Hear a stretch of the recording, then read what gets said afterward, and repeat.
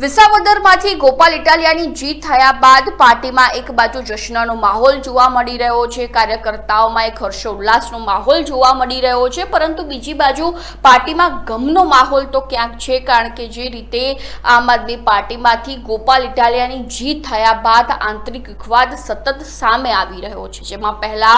ઉમેશ મકવાણાએ પોતાની જ પાર્ટીની વિરુદ્ધમાં બળાપો કાઢ્યો હતો અને ત્યારબાદ હવે જો મહિલા પ્રદેશ પ્રમુખ જે રેશમા પટેલ છે તેમને લઈને પણ અનેક અટકળો શરૂ થઈ ચૂકી છે, તેઓ પણ પોતાની પાર્ટીની વિરુદ્ધમાં છે તેવા સમાચાર સામે આવી રહ્યા છે। તે સમગ્ર મુદ્દે ચર્ચા કરીશું આજે આ વિડીયોમાં। નમસ્કાર, લાઈટ 24 ન્યૂઝની સાથે હું છું મેક્ષુ ઠક્કર। ગોપાલ ઇટાલિયાની જીત થયા બાદ એક બાજુ પાર્ટીમાં જશ્નનો માહોલ છે તો બીજી બાજુ પાર્ટીમાં ગમનો માહોલ પણ જોવા મળી રહ્યો છે, જેમાં પાર્ટીના જે જૂના નેતાઓ છે તે પત્રકાર પરિષદ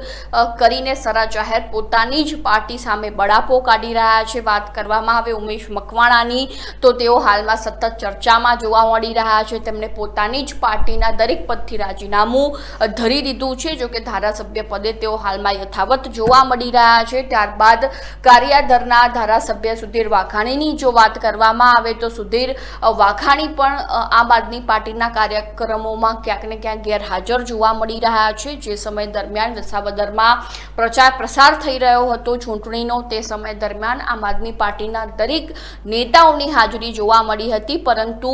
તે સમય દરમિયાન ઉમેશ મકવાણા ન દેખાયા, ન તો પછી સુધીર વાઘાણી દેખાયા। એટલા માટે એવી ઘણી અટકળો શરૂ થઈ ચૂકી હતી કે ઉમેશ મકવાણા અને સુધીર વાઘાણી હવે નવા જૂની કરવાના મૂડમાં દેખાઈ રહ્યા છે। જો કે ઉમેશ મકવાણાએ તો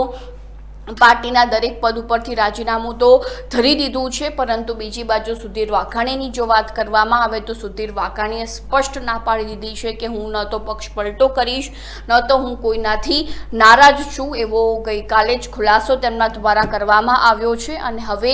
વાત કરવામાં આવે મહિલા પ્રદેશ પ્રમુખ રેશમાબેન પટેલની, તો રેશમાબેન પટેલ હવે ક્યાંક પોતાની જ પાર્ટીથી નારાજ દેખાઈ રહ્યા હોય તેવું લાગી રહ્યું છે અને અંદરો અંદર એવી ચર્ચાઓ ચાલી રહી છે કે હવે રેશમા પટેલ નવા જૂની કરવાના મૂડમાં ચોક્કસથી દેખાઈ રહ્યા છે। જો કે તેઓ પાર્ટીથી કેમ નારાજ છે તેનું કારણ તો હજુ સુધી અકબંધ જોવા મળ્યું છે, પરંતુ હાલમાં એવા ચોક્કસથી સમાચાર સામે આવ્યા છે કે રેશમા પટેલ હવે નવા જૂની કરવાના મૂડમાં છે, પોતાની જ પાર્ટીથી નારાજ છે અને તેમની પાર્ટી હાઈકમાન્ડને પણ આ વાત જે છે તેની જાણ કરી દીધી છે કે હું પાર્ટીથી નારાજ છું। તો હવે જોવું રહ્યું કે રેશમા પટેલ